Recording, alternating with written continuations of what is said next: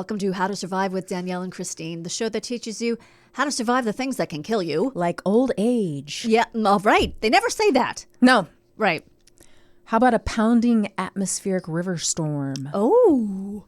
Or a man who's hiding in the woods just outside your window. Oh, come on. I hope no one's listening to this in the nighttime. And the things that just make you wish you were dead. Like awkward comedy set exits. Uh-huh. Or projectile cat vomit. Yes. How about giving a stripper the ick?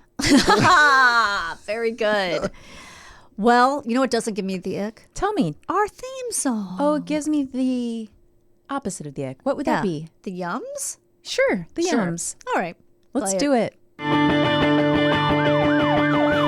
is shaking under our feet. Mountains on fire, flooding in the street. Can't breathe the air, can't fight the feeling. Gobbling down Xanax ain't the way to be dealing. Gotta do better than just getting high. We gotta stick together if we're gonna survive.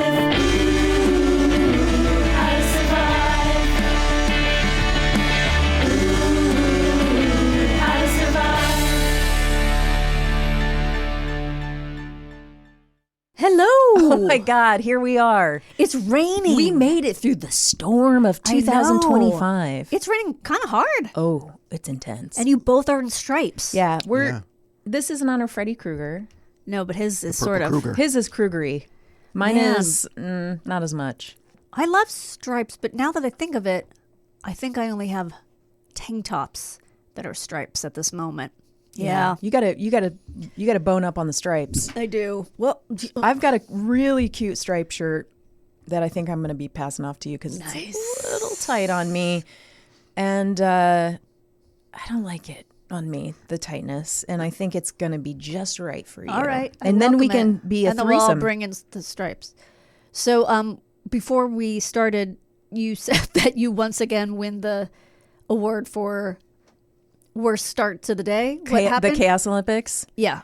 Well, this morning, This is 20 weeks going, right? yeah. I mean, I'm on a streak. I'm on a I don't know how we're going to knock her off her pedestal. Please. You know Karen, what? The please. point spread is too much as it is. Yeah, there's no kids in our house, our houses, so I don't need you guys to top me. I just need to stop winning. we haven't entered the stadium. I know. So my son's home again, Right. sick. Last night there was a lot of drama with Alex, and she was crying. Oh. And not because people are being mean to her, luckily, but she's worried about her friends, so she's crying about that. Oh yeah, you said there's drama There's in the there's drama in the friend group. I mean middle school. This is the Middle time school for drama. She's 13. Sometimes the other day she was crying so hard, and she just goes, "I don't even know why I'm crying." Oh no. And I was like, baby. "Welcome to the club." I was gonna say I started that in my 20s. Yeah, that's been going on for, that's not going anywhere, Alex. But yeah, Benjamin's had a migraine for a couple of days. Ugh. He hasn't been going to school. As people who've listened to the bonus episode know, he's been through some. Yeah. He's also he's a silver medalist right now. Right, in the Chaos right. Olympics. So Well, he's gonna turn pro soon, right? And then he won't be able to compete. that's true. Yeah. He is about to go pro. Our cat, Mandy Patinkin, Yeah. has been sick. Uh-oh. And he's been just having these projectile level vomit sessions across our house. Mandy. Yeah, he'll eat breakfast and then just it all comes up. I took him to the vet. Uh-huh. They did a whole workup to let me know, hey, nothing to see here. Was this my doctor? Yeah. They also told him he had a Nazi face. Or no, Holocaust face. Actually, they did say the cat has a Nazi face. If only I had a Nazi face.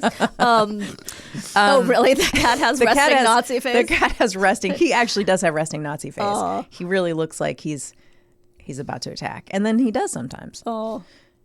Nothing wrong. Nothing to see here. $500, please. And I was Is like, it really that much just for a checkup? well, Because they run tests. Because and they run stuff. tests. They were like, we did this test, we did that test, we did the other test. How did you do on the seeing eye chart? Perfection. Oh, good. All right. You could see the tiniest little mice. It's little mice. So cute. Yeah.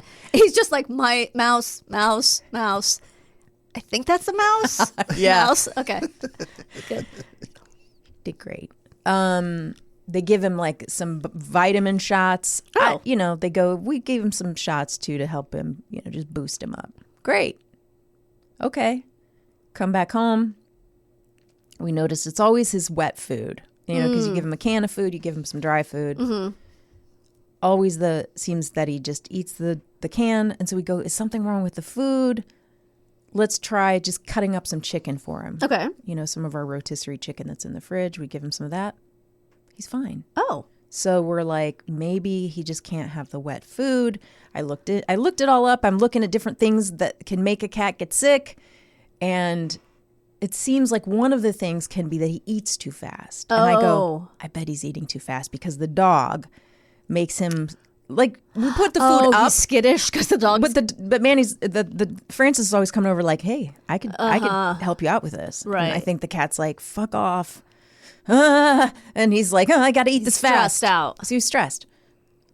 So Sven this morning tried again. I'll give him some wet food. We'll put it up high where the dog can't get to it. So this morning, Benjamin's laying on my bed because he has a migraine. He has a cold towel on his head. Poor thing. Mom. And I'm like getting ready, trying to get ready fast so I can be here. I got to get on the road early, right? Because superstorms. Yeah, superstorm. It's a superstorm. Yeah. Rains, just crash, crash, crash. That's the sound. Right. It's like Ponyo. Did you ever watch Ponyo? I know it, but I don't think... Is that one of those Studio Ghibli? Yeah. Mm-hmm. It's really good. I think I saw it. Anyway, there's just a big, crazy storm. There's a storm. It's happening at my house. The cat, he threw up, and I'm like, where? All over the bed. No. So I go in where Benji's laying. It's just all over the bed, on the bedding, which isn't easy because it's like a big, thick duvet. And you're not, are you dry heaving? Because I would be dry heaving I'm not. if I had to see this. I've seen so much vomit in my life with the kids and the dog and the cat. But he projectiled it all across the bed onto the floor, too. Mm-hmm. So I'm like, I pull off the duvet. I'm like, maybe I can get the duvet off of the insert, the cover. Right. Nope, it's soaked through. So now both have to be washed.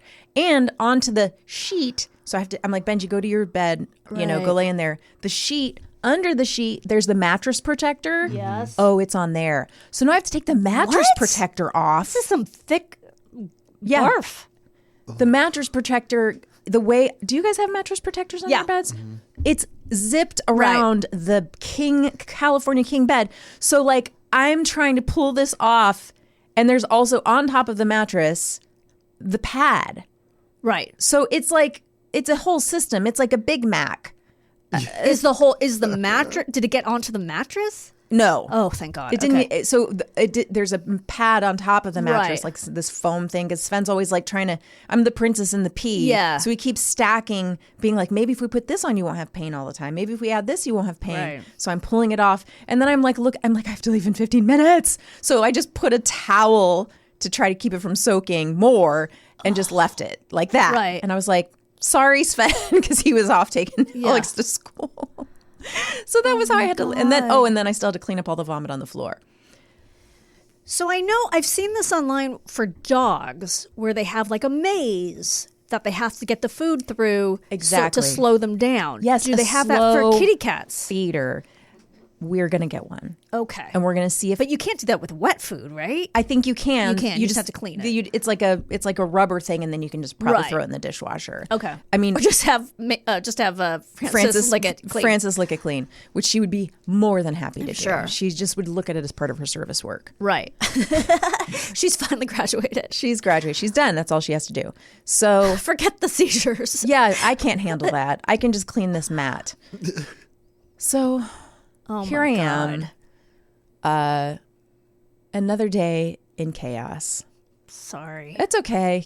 Cats vomit. It's just like, oh my God, every day we're dealing with this, and I want him to stop. Yeah. Guys, I want him to stop. Also, he looks so sad after. He just stands by me and he's like staring at me like, can you make this stop? What about you? What's your deal over there? My deal is that Oliver was here for the weekend. Well, just Saturday through, he left Sunday, but he and Jimmy had a show together at Flappers. How fun. So he did great. He did really great. I bet he did. So I picked him up at Union Station. He took the train from his school, and then he came home, and then we showed him how we've completely trashed his room and made it mine. Was he like, how dare you? No, he was fine. I told a friend of mine, and she was like, that's so mean. What? I'm like, it's mean that I painted his room? She was like, that's so mean. But I put up mean. I put up all the dolls that he made us. So I don't think it's mean at all. Aren't you supposed to do like in the movies where when somebody goes home and they're 42, their room is still perfectly preserved like they were 17? It's always when they were, or like a child. Yes, it's always younger, and you're like, well, what did they do when they were exactly? Yeah, they never updated their room. They had My Pretty Pony when they were in high school. Yes, it's always like that in a movie. Right. And I'm like, don't the adults? Because I'm always like thinking, man, when my kids move out, I can have a room where I can write. Yeah, that we made it my office. I need a place to write that's not my bedroom. But it still has his bed there, and it still has his yes, clothes. you can still sleep there. So he told us we went to dinner after the show, and he was like, I really feel like an adult. Oh. I really feel like an adult now. And I was like, your dad had to tell you that you should bring underwear and socks. Yes. If you're sleeping over. You said, oh, that's a good idea. Mm-hmm. And then didn't. Yes. Then completely forgot to. But you're an adult. Yep. It was pretty cute. That is really sweet. Uh-huh. But I did want to share with you guys. Please. So he goes to a film school. Yes. And there are sometimes guests who bring a movie, or he wasn't able to get into the Severance Adam Scott one, but he did get into Spike Lee yesterday. Oh, nice. Oh, cool. So Spike Lee was sharing his new movie, Highest to Lowest. Mm-hmm. And do you want to hear his review? Yes. Is this going to spoil it? I don't. I doubt Okay. it. Not for me. He said, okay. He went, oh boy. Highest to Lowest, the Spike Lee movie, was laugh out loud bad. The talk with him was awesome because, oh wow, it's Spike Lee. Yes. And he's so cool, but man, oh man, that movie. And I said, oh no, did people laugh out loud? Yes. It was weird. There's some very Denzel being Denzel moments, though. There's a part where he's having a crisis because his son is kidnapped. And he asks a picture of James Brown what to do. What? Then grabs a picture of his son and asks it what to do. What? Then goes, I don't know, why don't you two just talk? And then he holds the two pictures so they're facing each other and kind of moves them around a bit. Oh my God. Oh, how awkward. They're watching it while Spike Lee's there? Well, he later said that he seemed to be in the backstage area. He can't watch that movie. He's like, nah. No, I know this. So I said, no, I'm in hysterics. How? Why? Was it supposed to be funny? He says, ha ha ha, I don't think so. There's another part where, and apparently this was Denzel's idea that none of the crew knew about, but there's a part where he confronts the kidnapper, who's a wannabe rapper played by A$AP Rocky, and starts like slam poetry rap battle with him. Oh, and it's so strange. There's also like some random almost Batman 66 scene wipes. Like, yes. Oh the whole thing is so unintentionally hysterical. Oh. So now I was like, I think I have to see it. Yeah. That sounds amazing. Yes. And maybe it'll be like a cult classic. Right. Like people will see it just because it's so weird. Yeah. It's on Apple TV. Oh, it is? Yeah. Oh, so it's not even going to be released in the theaters? Straight to video. Straight to Apple TV. Straight to streaming, as they say. So listen, you know what is coming up, right? Halloween. And you know I love Halloween. And we get close to Halloween. I like to get a little bit spooky. Okay. This episode is going to be a little untraditional. Okay. Untraditional or non-traditional? Non-traditional. It's going to be non-traditional. We're going to talk about rumors. Oh. Okay? And when I say rumors, what I really mean is urban legends. Okay. The thing about these urban legends that I'm going to share with you guys is that they're urban legends that are based in truth. Oh, okay. That's good. They're real ones. And so what's going to happen is I'm going to talk about them and then I'm going to share the real story. Oh, that's fun. So it's going to be like thing, story, thing, story, thing, story, instead of like a whole thing and then a story at the end. Does that make sense? Yes, I love it. I don't know why I feel like I have to give a... Well, no, it's good. We're getting a little off course. We're doing a different style. It's okay. It's okay. We can shake it up a little bit. Absolutely. Because life is crazy like that. Yes, you know, it is. I'm the bringer of chaos. Yes. It happens to me and I create it. Might be a connection there. Okay. I wouldn't look too closely at it. Let's not. We can do that in therapy. Have you guys heard about Cropsey? Yes. What is it called? I'm sure Garen has heard and knows a lot about Cropsey. There's a terrific documentary called Cropsey. There that is. I would highly suggest you watch. If I would have had more time between coming up with this idea for the topic And cat barf. and all the cat barf in my life, I would have watched Cropsey. But while researching this, I actually got so scared I had to get up and lock all the doors in my house because I got freaked out. I heard a noise, forgot Benjamin was home, even though he was in bed. I was like, I think somebody's in my laundry room. Because you know my laundry room isn't, Outside. it's outside. Yeah. And I was like, why is somebody opening and closing the door of my washing machine? That's what I thought was happening. And it freaked me out. So I was like closing and locking the windows, locking all the doors. Okay. So No, I don't know what Cropsey okay. is. I'd heard of it, but I had no idea what it was. I was like, oh, it's like Slender Man. It's one of those. And I thought maybe it had to do with crop circles. Okay. That's what I assumed. No? Yeah, no. Oh, okay. Okay, so this is an urban legend there's a boogeyman type person in Staten Island who lives in the woods and his favorite pastime is disemboweling little kids. Okay. Okay, so it's based on a real guy named Andrew or Andre Rand, which actually wasn't even his real name, who in 1987 stood trial for a bunch of child disappearances in the 70s. Okay? So he had worked at a place called the Willowbrook State School. Does this sound familiar to either of you? Garen, maybe because he watched the documentary. I was like, maybe it rings a bell, but like I didn't know anything really. So if it sounds familiar, I would say you probably don't listen to this show because this happened in 1972, which means you're older than us.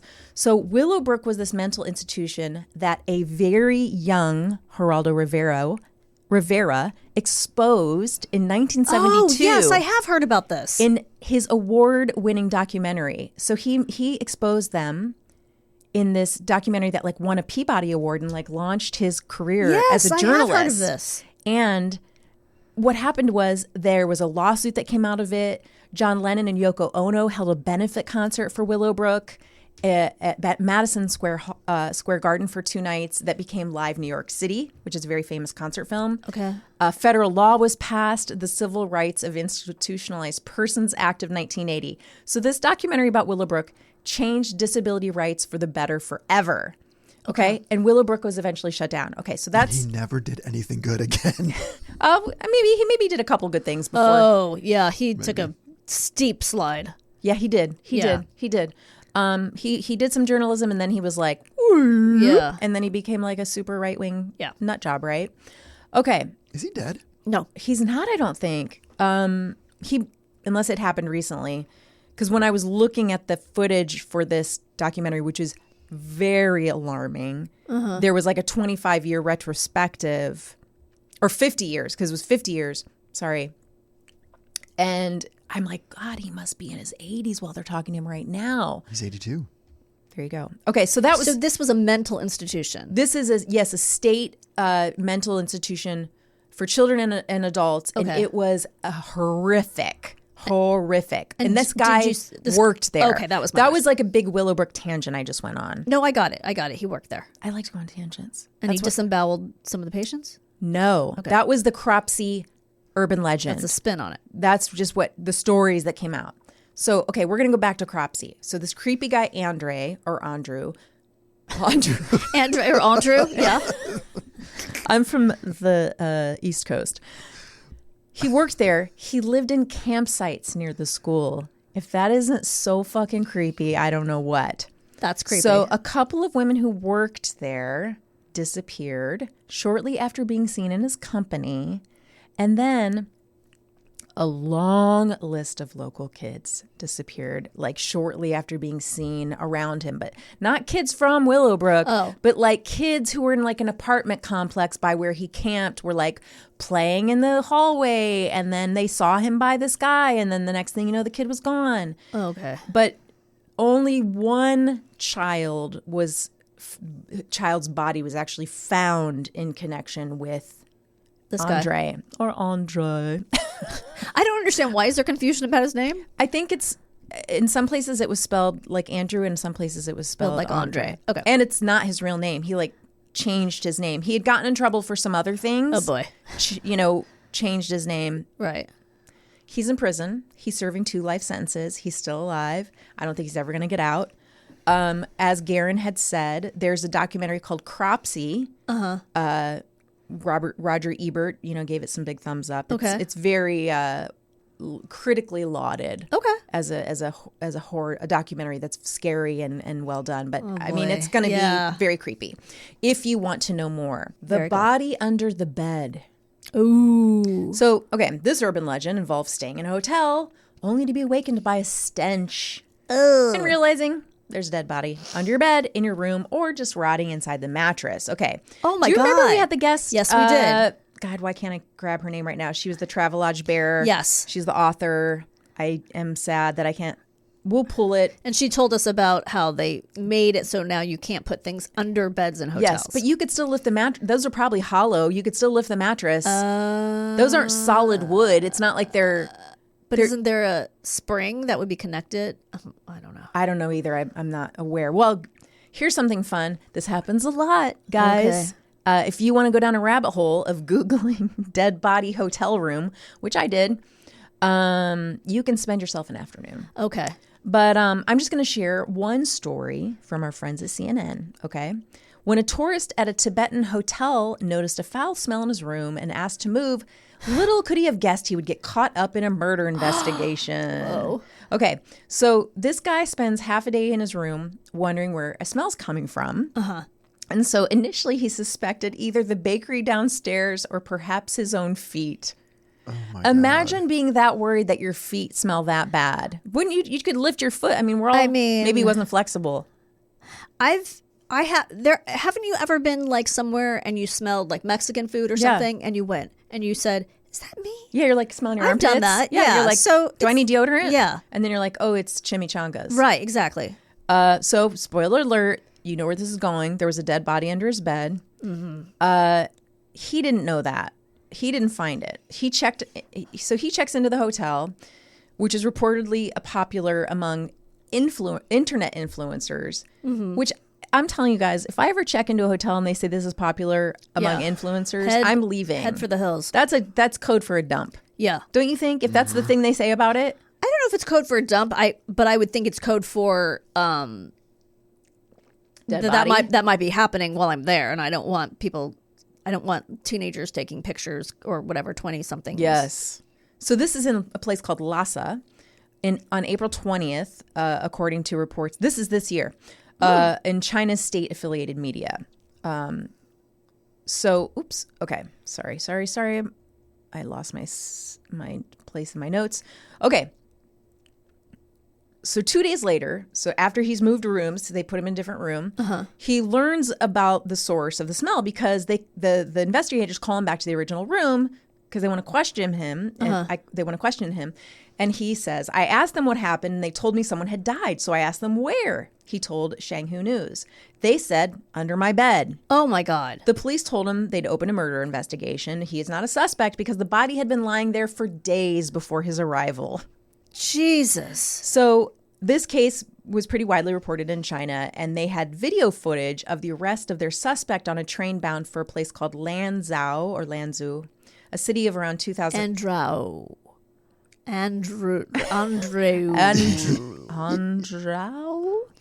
That's about 2,000 kilometers from Tibet. Mr. Zhang, that's the guy who was in with the dead body. He got out of Tibet as soon as he was done helping the police. But he has struggled to sleep ever since. Oh. I stay up until 2 to 3 a.m.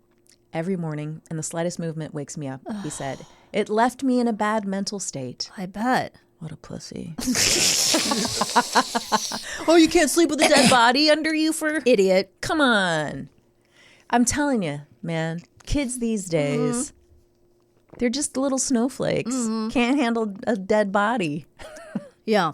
In my day. No. So that's the body under the bed. So what's there's an urban legend around that? Yeah, that I guess there's, beware because there's a body under the bed.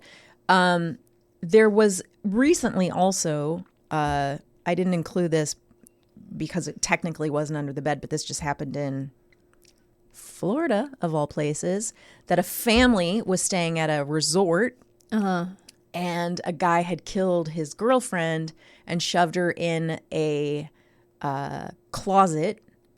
Oh my God. And they had stayed there. And it was like a small sort of crawl space closet where an air conditioner is kept, the air conditioning unit. Okay. And she'd been in there the whole time this family was staying there. Did they smell it? Did they discover it? I don't remember that part, but it was That is horrifying. He was a kayak instructor that I think worked at the resort. Oh. And you just think about that when you're just going, let's go kayaking, guys. Right, with and a you're murderer. One of the kayak instructors just killed his girlfriend and shoved her in your room that you're staying in. Are you guys ready for the third true urban legend? Yes, absolutely. This is Candyman. Oh. I'm so excited because Candyman, I saw that movie and it scared the creeps out of me. The bejesus. Yeah. Did you see Candyman? Of course not. Of course not. You shouldn't. It's very scary. I know. I think the premise is you say his name, 3, 5 times? 5 times. And he shows up? Yeah. Garen, Beetlejuice is 3, Candyman is you know Candyman well, I'm sure. Yeah. I'm going to give the brief synopsis to Danielle and listeners who might not know. So this is a 1992 movie. There was another one in 2021. Okay. There were a bunch of sequels to the original, but we don't need to talk about those. This was based on a short story by Clive Barker, very well-known horror writer / involved in movies and TV shows. It's a revenge story of a black artist from the 1890s who was murdered for having a relationship with a white woman. He seeks revenge, okay? And he's summoned by saying Candyman in the mirror several times. Okay. Stars Virginia Madsen. I don't remember anyone else. Tony Todd. Tony Todd's the Candyman. Does he play Candyman on the later versions? Yes. Not the remake, but the others. sequels? He's in there, yeah. We lost him a couple of years ago. Yeah. Is there anything else you want to say about Candyman that you're you didn't even say the thing that's the most important, Kristine? Well, why is that think so. the thing that brings him... Why are the words Candyman? Because he used to give candy to the kids in the neighborhood, if I'm not mistaken. So, and he comes through the mirror in the bathroom. So, a killer bursting through a medicine cabinet has actually happened. Oh, shit. Yikes. No. Are you ready to dig into this? Yes. Okay. This came my way through a story in the Chicago Reader. That was one of those, remember the free papers? Yep. That we used to actually find out about concerts and comedy and events. God, those were so great. And they had real journalism back then. So this is from 1987. The headline titled, "They Came In Through the Bathroom Mirror." Cute. Steve Bogira was the writer. Thank you for that great headline. Okay. So Ruthie Mae McCoy, age 52. So she was a woman who suffered from some psychiatric problems her whole life. Well, starting in her 20s. And at this point in her life, age 52, she was being treated at an outpatient psychiatric center at Mount Sinai Hospital during the day. And at night, or the rest of her life, lived in a high-rise Chicago housing project known as the Grace Abbott Homes. This was one of the most dangerous buildings in something called, I don't know if they say ABLA or ABLA. These were known as being more dangerous than Cabrini Green, if you've heard of those. Yeah. These are the most dangerous housing projects in Chicago since have been torn down. Okay. And they're rebuilding and restructuring. Cabrini Green is where Candyman takes place. Yeah, and you want to watch any like ER, Chicago Hope, Hill Street Blues. A lot of those shows were filmed in these areas. Oh, okay.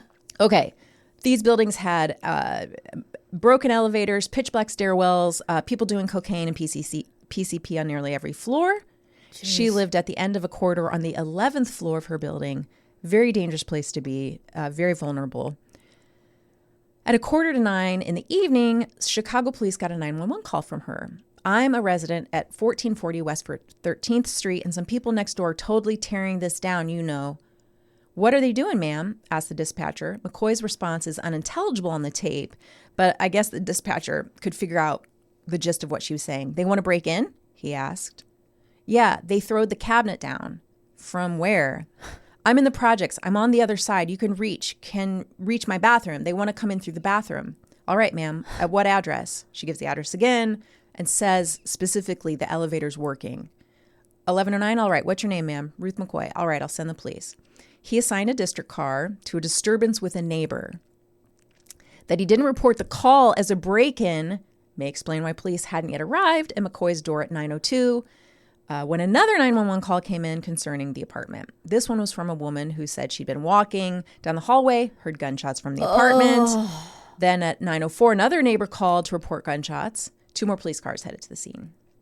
So there's 4 officers at her door at 10 minutes after 9. They pound on the door, say it's the police.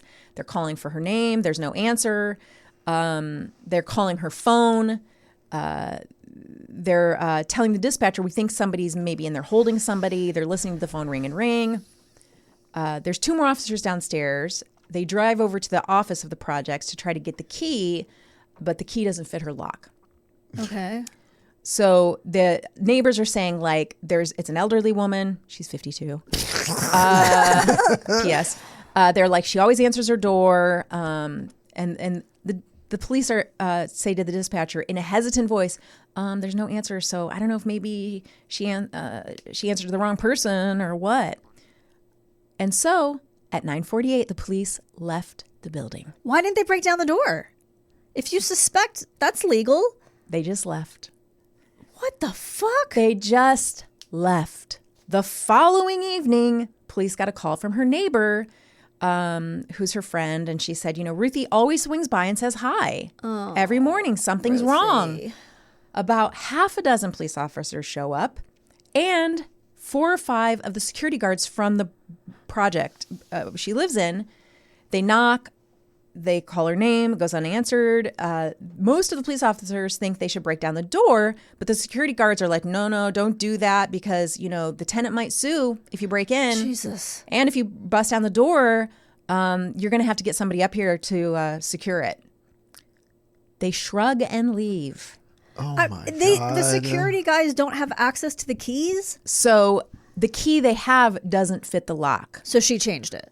She had multiple locks on the door for her safety. Oh, okay. And often, as it gets into later, I think I kept this in, there's like one janitor and there's thousands of doors. Okay. So there's impossible to keep track of all the keys, basically. Okay.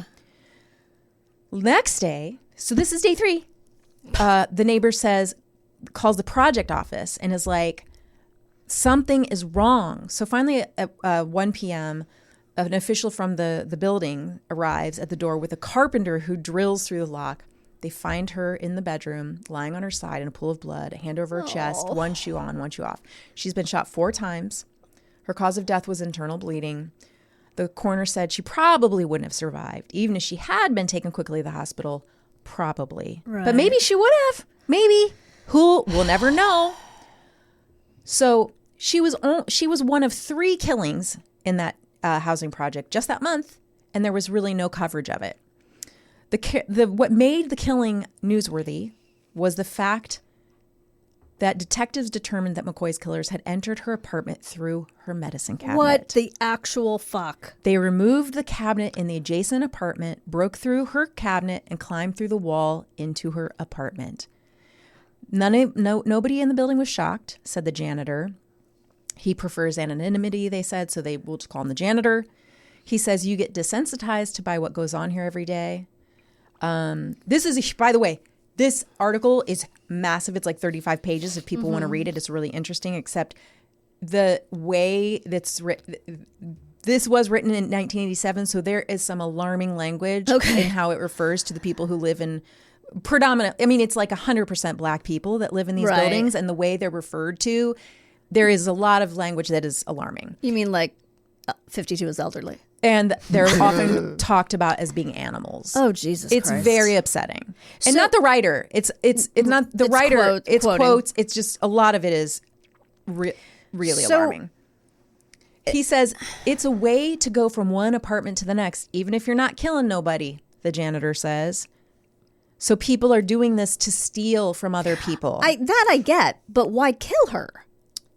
Good question. Because she was on the phone with the police. Well, this is what I'm going to tell you a little bit later. Okay, so here's what's even sadder. She was on the verge of getting out of the project. So 2 months before her death, she had gotten approval to receive SSI, which is Supplemental Security Income. So this is federal aid for physically and mentally disabled. So her income had been raised from, listen to this, $154 a month to $340. Okay. Whopping $340. But in 1987 dollars. So she got a check that was retroactive for $1,979. So she was going to use that to get out of public housing. But she also bought a few things. A plain winter coat. She hadn't had a winter coat. In Chicago. Yeah. Jesus. A few other clothes, some inexpensive household items. People in the projects who are very observant noticed. And detectives think the killers invaded her apartment because they figured she had a tidy sum stashed in there. Oh my God. So the money she had planned to use to get out of Abbott Homes got her killed.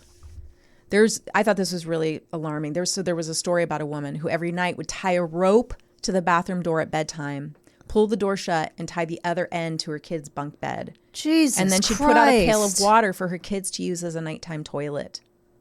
Oh my God. And the other people that lived there would put furniture in front of their bathroom doors before going to bed because so many people would use those. So what would happen was the way they set up these buildings for the way they could fix any plumbing issues was that they had all the access to the plumbing stuff between the medicine cabinets. Okay. So the medicine cabinets were literally just nailed to the wall and you could just rip it off. It was like 6 nails. Right. And then it was just an access to pound the other one down and go into the other apartment. So there was no safety. So the 2 defendants were caught. Okay. They were they lived on the same floor and like they took her TV and they took her phone and they took like things of like her rocking chair and it was in their apartments. It was a 19-year-old and I think like a 25-year-old. Right. They were charged with murder, home invasion, armed robbery, armed violence, residential burglary. She didn't flee when she heard the noises in the bathroom. This is what they speculate, right? Okay. They'll never know because she probably figured if they're coming in the bathroom, they're also waiting outside the door. Mm-hmm. So she's just like, I don't know where to go. So she calls the police. That's the only thing she could do. So the detectives don't even know if the money was stolen because who knows where her money was, right? The phone was never found. This is what I thought was interesting. The fact that the phone was taken because, remember, the dispatcher called her number the night she was shot, and the police officers outside her door heard the phone ring. Right. So the phone had to be stolen after police left that night. It also means that the killers might still have been on the 11th floor when police arrived, hiding in the apartment. So when they were there knocking on the door, they were probably still in her apartment. Jesus. Or in the adjoining apartment that they walked in through. Right. That is horrific. Do we know if Clive Barker did use this story as inspiration? I think his story was written before. Okay. However, it's possible that Candyman, the movie, because it's not an exact replica. I think the Clive Barker story doesn't seem to. It's not set in Cabrini Green. Yeah, the Clive Barker short story is. The short story. Because he's English, and I think his story takes place. It's white people in England, I think. Okay. So this happened in '87. The movie came out in '91. Right. It's possible. Yeah. I couldn't find any direct link. That's crazy. And it is a bummer of a story. So, sorry to bring everybody down, but I did think it's such a fascinating story and such an example of like police not responding. It's infuriating. To people who are Black, and also an indication of, I think, their own fear. Yeah. Their own fear of that place. Police, there were so many examples and stories of police not being willing to go into that building because of their own fears. It's like the Uvalde shooting. It's, Yes. they wouldn't go into that. Yes. Anyway, I have no advice on this episode of how we can survive these things. Don't. If your hotel room starts smelling, just leave. Don't think it's your feet. Yeah. I mean, I think that's a pretty good one. That's First good. of all, if I go into a hotel room and it smells, I'm going to the front desk. Immediately. Of course. You got to get me another room. This one reeks. There's something going on in this one. Why is you investigating? Right. So that's that's my spooky Very contribution good. to the month of Halloween. Very good. I like it all. Are you dressing up this Halloween? Oh, yeah. I think you already told me what you're going to be, but I forget. I don't think I did because I don't know. Oh, then you didn't. Okay. But I think we're going to have a party. Nice. Halloween's on a Friday. Spooky. I got to come up with something. I don't know. All right. We'll think of something. Let's think of something. All right. Should we take a break? I think we should take a break. Let's do it. Bye. At Arizona State University, we're bringing world-class education from our globally acclaimed faculty to you. Earn your degree from the nation's most innovative university. Online. That's a degree better. Learn more at asuonline.asu.edu. Hello. Welcome back. Oh, my gosh. Are you okay? I went into a fugue state. You did briefly. look like you went into a fugue steak. Steak? That's when Is you're... that the kind of steak you eat because you're vegetarian? Right. Fugue steak? Yeah. It's when you're just staring into space, not realizing you're eating Your steak. And then you're iron like, is low. fuck, I'm a vegetarian. What am I doing? Yeah. I do have dreams a lot where I accidentally eat chicken. Yeah. I have that dream a lot. And then you cry. Yeah. And then I grow feathers just sprout from under me. Yeah. Do you know what I cried out last night in a nightmare? What? My husband told me this. We have to do something about Trump. I'm like, can't I just have a break in my dreams? No, you God can't. damn it.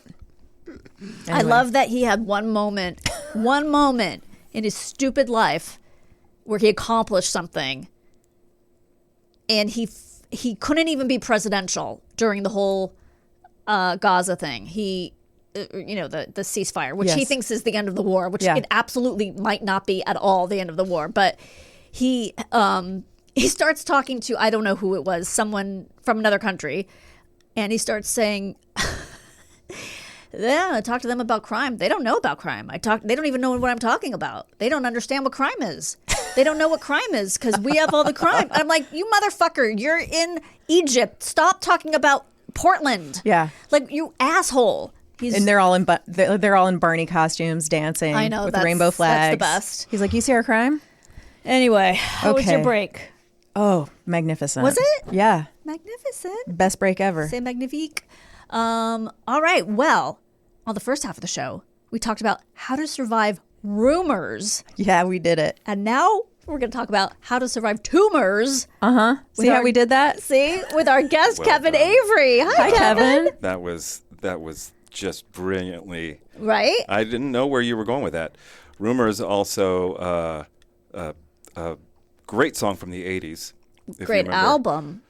It's- Wait, which Look at all these rumors. Oh, by, look at all these rumors. Yeah, and I Running can't remember every day. who sings it now. I can't but, find yeah. the time. I don't know that one. Sometimes you get away If from... we played it for you, you Would I know it? it? It would lock right back in. Danielle, Huge hit. Danielle Just knows can't say- pop better than I do. She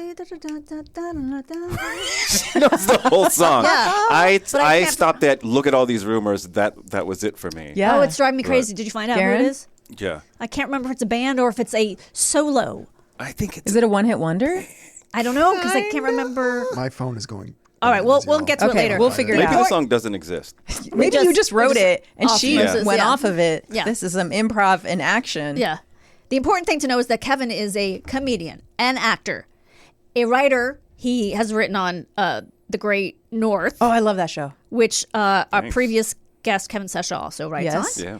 And he's a podcast host himself with a show called Maximum Film, which you can find on Maximum Fun. Love Yes? that network. That is correct. Good people there. Yeah. Real good people. Are you one of those? You seem to be. You're iffy. Iffy. We'll see by the On end. the line. We'll vote. Yeah. That's what we do on the podcast. Yeah, we take a vote. Yeah. So how long have you been doing the podcast? Under a year. Okay. I'm new. I'm the new kid. Okay. Good. On the podcast block. Yeah. Isn't it so easy to get listeners? It is just At this stage? I mean, look, I don't even think about it. I just show up, Yeah. put my little headphones on, Right. speaking to the mic, and I see a movie. You got to see the movies every week. Okay. Okay. That's the hard work. I'll tell you, I used to do a podcast called Denzel Washington is the greatest actor of all time, period. And it was just all about Denzel Washington, and we had to see, it was me and W. Kamau Bell, and we had to see Denzel movies every week. We were working our way through his catalog, but then he just kept making movies. Yes. But I swore I would never do another podcast where I had homework again. And then look at me right back where I started. There you go. But I do enjoy it, and because for whatever reason, I stopped going to movies a lot like I used to. So it's kind of nice to just be kicking back in the theater. You have to go. Look at me. Yeah, I love it. I have a treat for you. Oh, okay. So my son goes to film school, and Spike Lee came to their school yesterday and showed his newest movie that has Mr. Denzel Washington in it. And Highest to Lowest. Highest to Lowest. Yes. And did you see it? Yes. Oh, okay. Because he said it's completely insane. And that there's one point where he talks to a picture of James Brown and then talks to a picture of his son and then says that they should talk to each other. I do believe something like that happens. Yeah, it sounds amazing. That's not the weirdest thing in that movie. Okay, was it the spoken word poem he does, slam poetry he does? Still not the weirdest. Okay. I'll tell you for my money, the weirdest thing was that they went into his son's room and there's a Kamala Harris poster hanging on a teenage boy's wall. That's how we all had our favorite politicians when we were kids, right? That's when I was like, okay, Spike. Okay, so what is your story? Where are we? When are we? Well, how did this happen?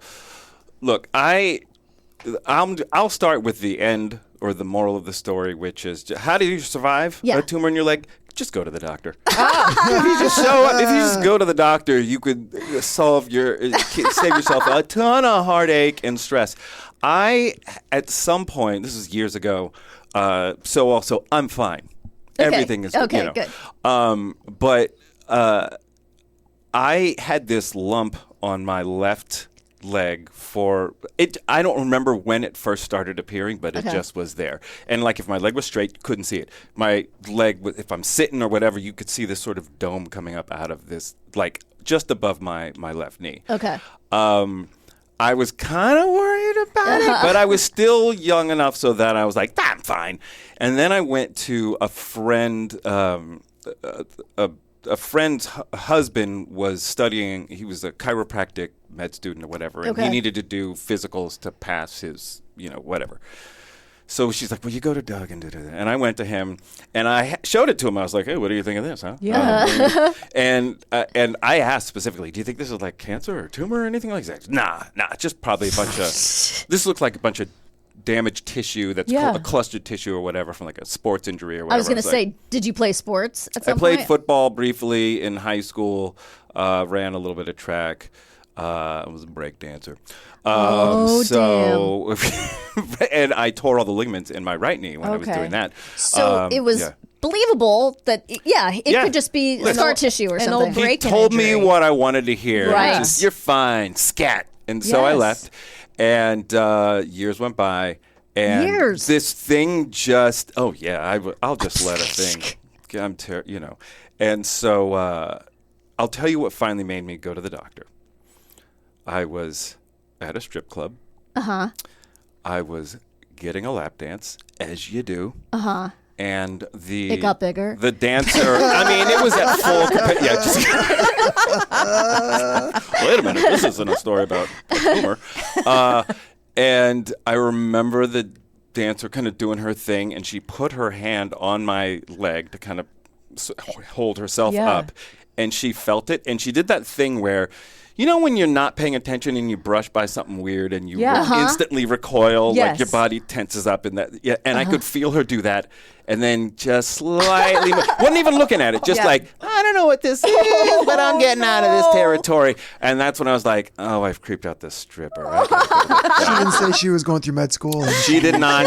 You might want to get this checked out. No, but she was very much a very mother figure type. It was weird. Like also during the I went to get money to pay her, to tip her, and I remember for whatever reason I had taken my Social Security card from where I normally keep it at home, and it was in my wallet.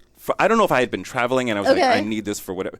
But she happened to get a glimpse of that, and she was like, hey, you really need to take that out of your wallet. You should not keep that. And I was like, oh, okay, yeah, thank you. For any other tips? Oh, my God, that is actually very good advice. Yeah, she was very helpful. I really tipped her. So I go to the doctor.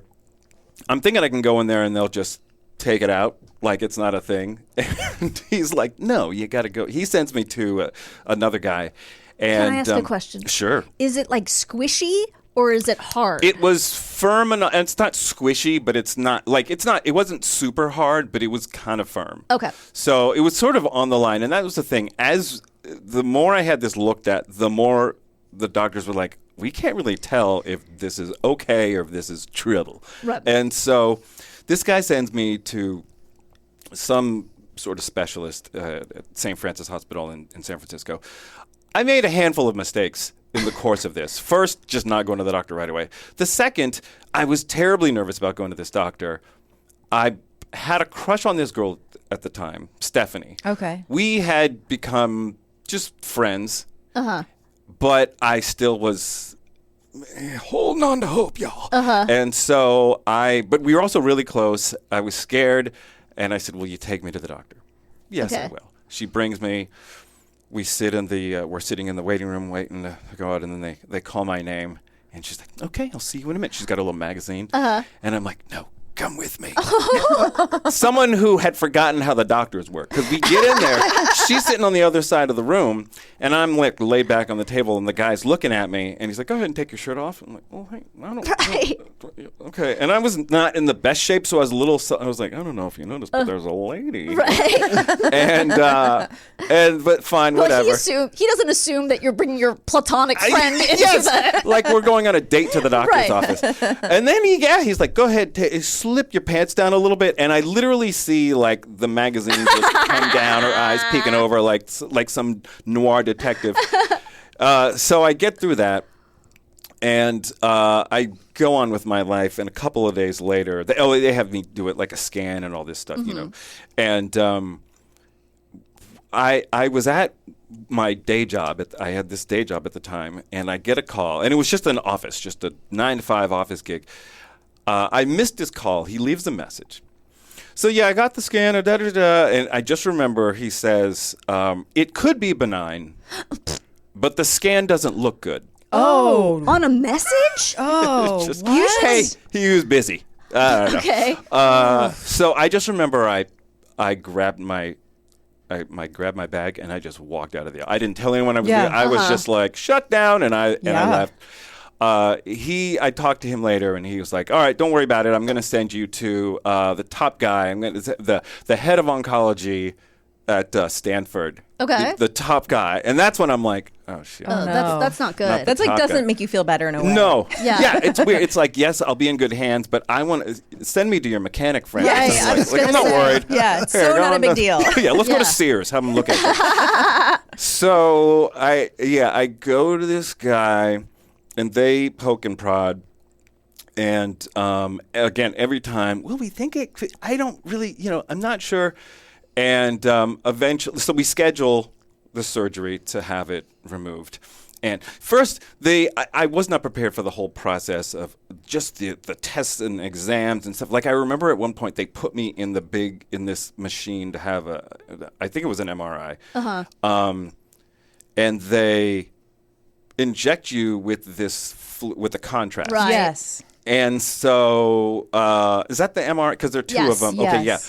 And so and they're all very lovely, but she says, just so some people said that you'll feel this going through you, and some people say it feels kind of warm or whatever.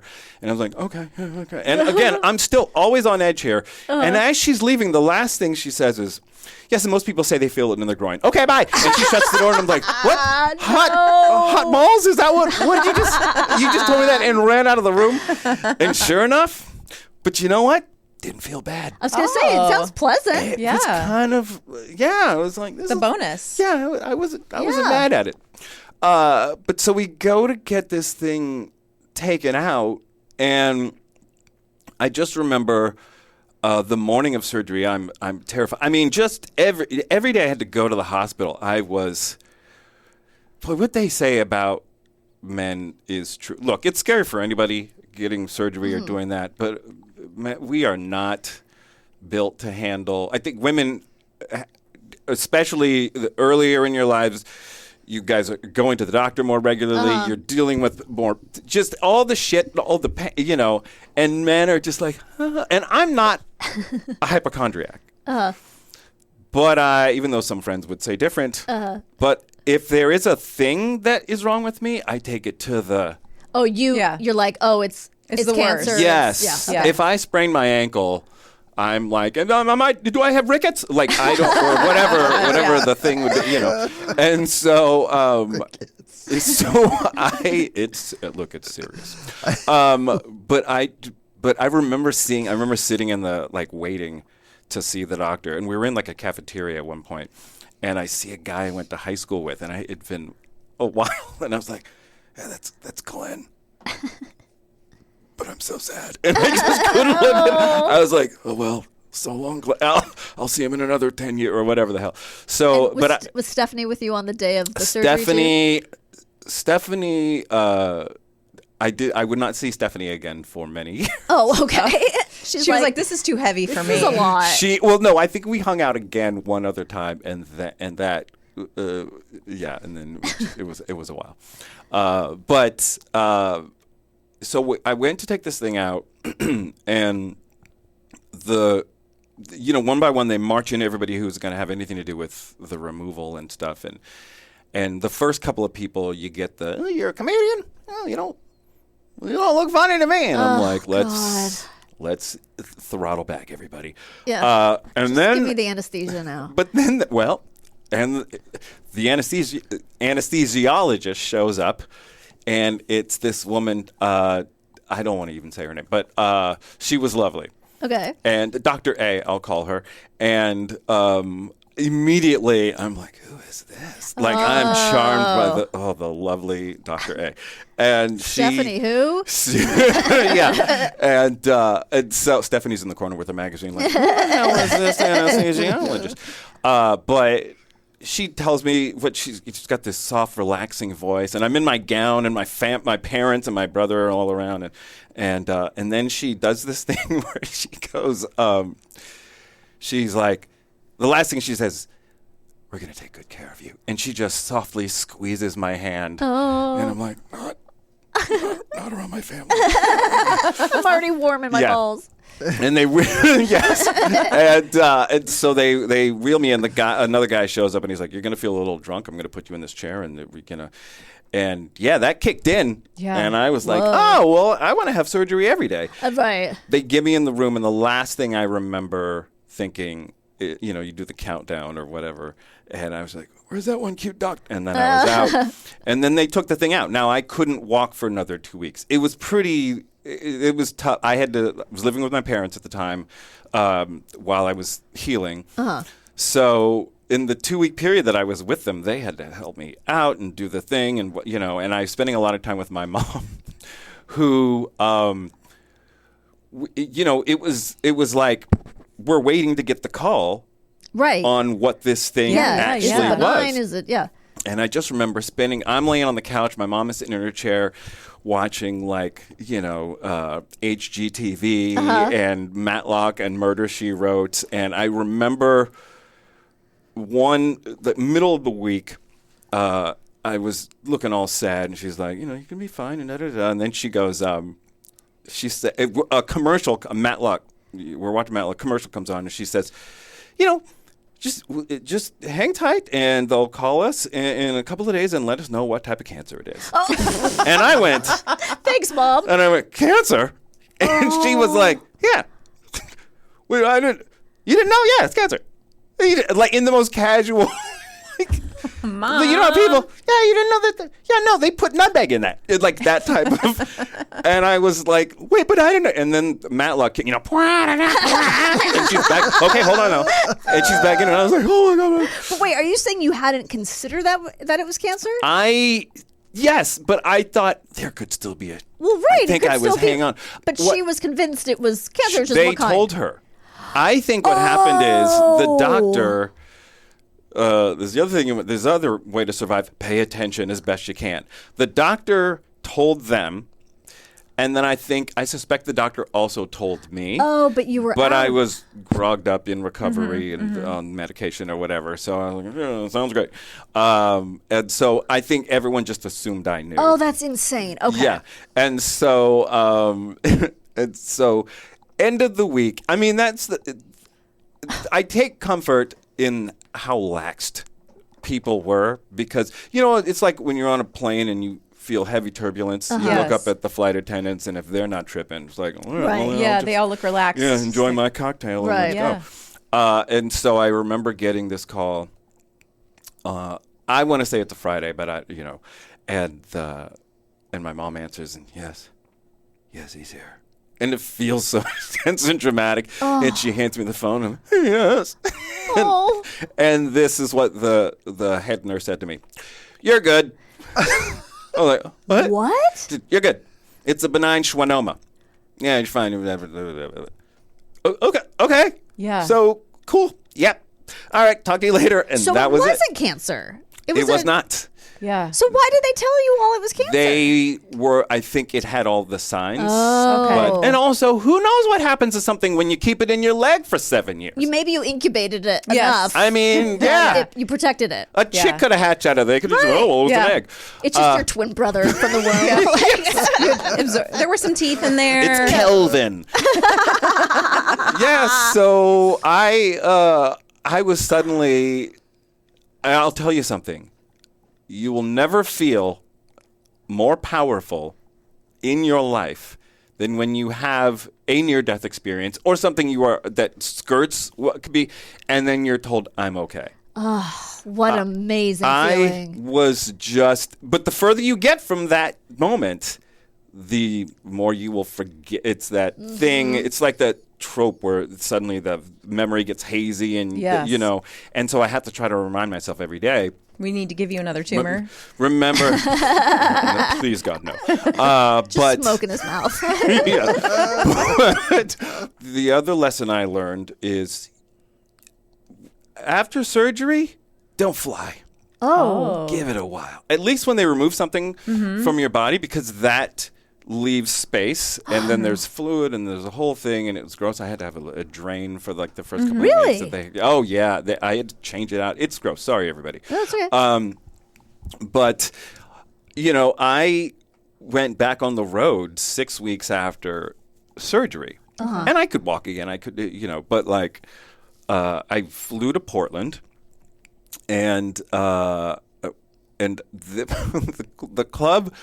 And I was calling the people to follow up the medical folks just to kind of, well, what does it mean when my leg does this? Because I was still a little, the sweat, it was swollen because I flew. So that made me kind of nervous. Oh, got it.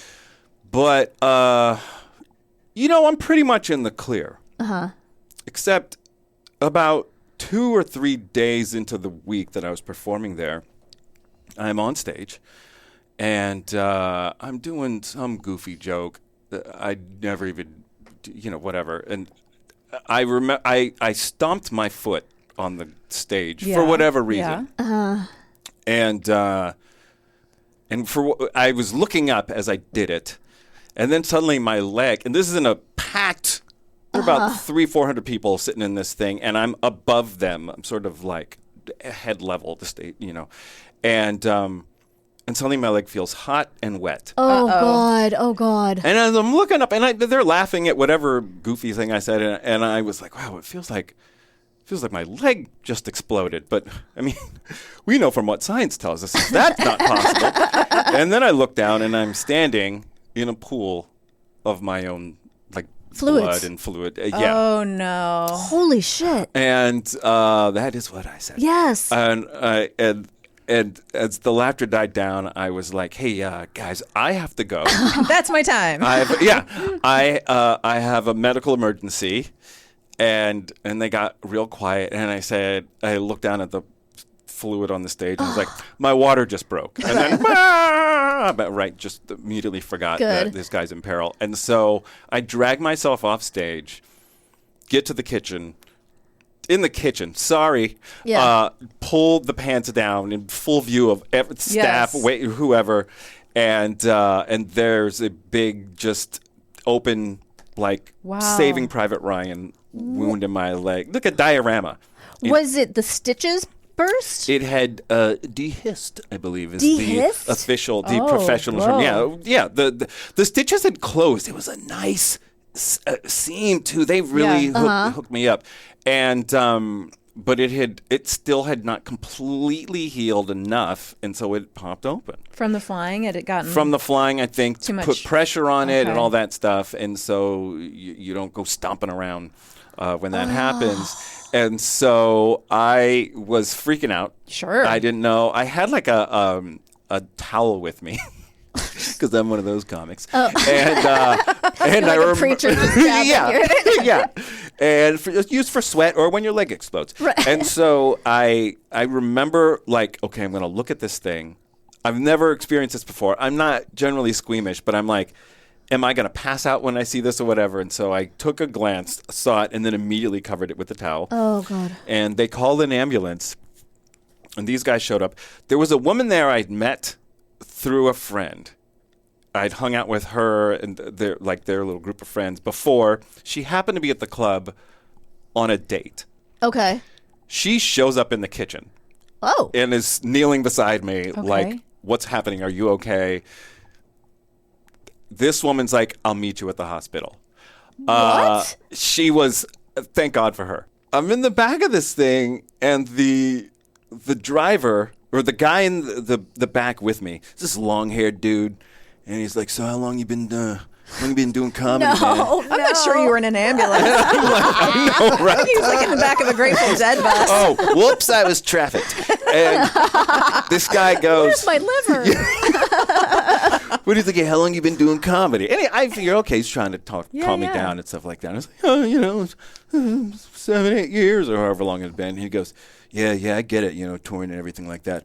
I'm in a band myself. I just do this job because, whatever. Oh, my and I'm gosh. Like, whatever? Let's not do this right now. I don't want to hear that. So, oh, my God. You have a day job, right? It's like, screw this shit. I don't even care, man. So, 10 or 15 bumpy minutes later, we're approaching the hospital. And again, my buddy in the back says, "If you're lucky, you'll get Stacy tonight." Oh no! Whoa! And I'm like, who's Stacy? The driver, I swear to God, turns around and goes, "Only the hottest resident working in this hospital." NBC drama are you in? It's like, well, I don't. What? Now, part of me was like, really? But the other part was like, well, who's the best resident working in I want someone. What's that person's name? Who has the best hands, not the biggest boobs? That's what I'm worried about. What I assume is a resident shows up. This woman, who was attractive. No Stacy though. I'm laying there. I've had to take off my pants. My pants, everything. It's in a hazmat bag. And so I'm sitting there, no pants on, black socks, just like a dad at the beach. Right. And, guy. and then, this woman is working on me, this doctor, and doing her thing. And I'm like, okay, she is attractive. I was afraid to ask it because she was not in the mood. They realized, his thing just opened up. We're just going to have, it's just a stitch job. Right. There's some serious shit happening in that hospital. Yeah. I can hear him talking about it. The guy, again, are they worried or are they chilling? And this dude was looking at my open wound and with his hands moving it up and down like a mouth. No. Because I said, what I had is I had a benign schwannoma and the doctor, he literally was like, my schwannoma. No. And any other time I would have been like, clever, sir, but No. No. Not then. Oh, my God. Not then. I'm still trying to figure out if this is Stacy. Right. Yes. So, and if you're actually at a hospital. yes. Yeah. So they stitched me up. I did actually say to the doctor, whatever her name was, just classically, guys, I was a different person. And just before she finishes, I'm like, I am doing some shows across town. Oh, my if you wanna, God. blah, blah, blah. And she was like, Hilarious. "Sir, I got to work." I was like, "I understand." I'll just see myself out. Yeah, I'll just. I'll thank wheel you. myself out. But my friend showed up at the hospital to take me back. I was trying to leave, and I realized, well, I have no pants. My pants Oh, because they're hazmat are in a now. hazmat bag. Yeah. And so I asked one of the nurses, hey, can I think I can get some of those scrubs? Yes. Everyone wants a pair of scrubs Sure. to show in the house. Comfy. She goes, no, I can't give you any of those, but I'll see what we got. She comes back with a pair. She called them paper pants. Oh. And they are just what they sound like, just some quicker picker-uppers in the shape of a pair of pants. And I'm just walking out in these paper towels. They don't ask how you're getting home. They don't ask what wow. you're Really? doing. They just send you out there. So off I go in a pair of, paper towels. Yes. Like somebody's drunk uncle. Like, okay. And they're we're just go- shorts, right? They don't go all the way They down. go all the way down. Oh, okay. But they're just ridiculous. Yeah. And it's just kind of how they send you out. Thank God my friend was there. Yeah, really? But I don't want to say the people who took care of me were great, and I'm super thankful for them. Of course. But I was just like, guys, maybe next time some scrubs. But yeah, they took care of me. My friend took me home. I did the rest of my shows with the little Boys to Men style cane that we found at Nice. CVS, and In the paper pants. I wore them If it the works. last night. Yes. Yes. But that's I think, and ultimately my takeaway was, well, I guess if any other weird shit happens, I better just go to the doctor ASAP instead Yeah. of waiting Yes. for them to Yeah. wheel me away. Well, thank you so much. That was such a great Yeah. story. Thank So you. We got glad you're okay. Bonus story, thanks. too. Yeah, bonus. Thank you so much. Of course. Yeah. We'll check out his podcast, Kevin's podcast called Maximum Film. Maximum film, yeah. I do that too. I got something about it right. Yeah, well, it's about movies, so I knew it at the time. beginning of the podcast, and by the end, it was out of my Right? brain. hey, it's all right. Well, thank you again. Thank you so much. Thank you. Great And story. We will be back right after this with What Did We Learn Today? So much. Kristine, are you ready to learn what we learned today? Please. Okay, let's see here. Highest to Lowest is a 2025 American crime thriller film directed by Spike Lee from a screenplay by Alan Fox. It is an English language remake, of Akira Kurosawa's 1963 Japanese film High and Low. Huh. Itself based on the 1959 American novel King's Ransom by Ed McBain. Whoa. The film stars Denzel Washington, Jeffrey Wright, Ifanesh Hadera, A$AP Rocky, John Douglas Thompson, Dean Winters. Oh, not that Dean Winters, I guess. No. The political guy. What if it was? LaChance. Am I saying that right? I think so. LaChance. Princess Nokia. Okay. Phone, and Ice Spice in her film debut. Oh, my goodness. It's on Apple TV. Aside from the terrific documentary, there are two classic horror films inspired by the Cropsey legend. Okay. 1981's The Burning, which Garen says is great. Okay. And 1982's Madman, which Garen says is not. Okay. Well, that's good to know. The Burning has Jason Alexander, Fisher Stevens, Holly Hunter. What? Yeah, like in her first role, and there might be a couple other big time people that you don't expect. Oh my goodness. And In their first movies. Yeah. It's a scary movie. Yeah. Huh. Yeah, it's pretty good. That's interesting. The Candyman short story is Clive Barker's 1985 tale, The Forbidden, from his Books of Blood anthology. It is a different story from the popular 1992 film, focusing on a different setting, Liverpool, England, and a different narrative about class divide with a white protagonist named Helen, who becomes entangled with a spectral figure known as the Candyman while researching urban legends and graffiti. So in the book, is the character black? Candyman, yeah. Or I don't know In the that I've short actually story? read it now that I'm Oh, okay. thinking about it. But the storyline sounds similar. She's investigating graffiti at Cabrini Green, and there's graffiti. Oh, is that what it is? Okay. That she finds in. Rumor is a 1986 song by Hot Club Nouveau. Okay, I can't say that I remember the name Hot Club Nouveau, so I'm guessing they were a one-hit wonder. But that song was big. I don't know it, but I might know it if I heard it. I'm going to bring it up. Okay, ready for the song? Yeah. Ooh.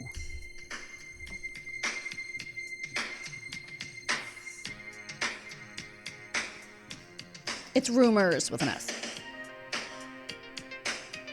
Listen to that synth. Whoa. This is so 80s. No. All right, try to fast forward a little bit.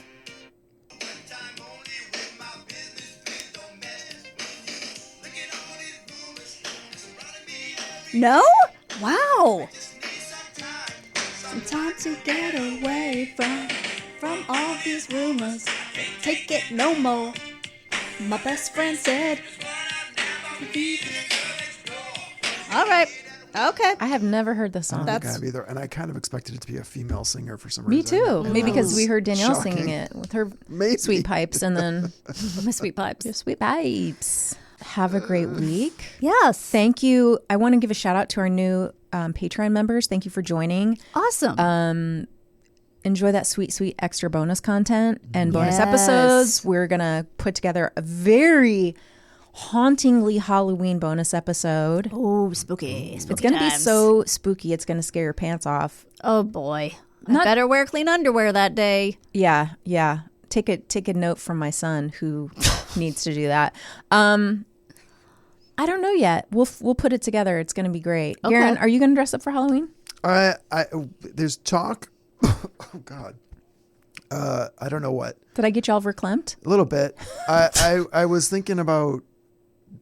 It popped in my head that I could go as Velma from Scooby Doo. That's awesome. But my friend, I think we're gonna go to West Hollywood, which I've never done You haven't? for Halloween. No, I've never Are done. you even Oh, my gay? God. I've done it. Sometimes I wonder.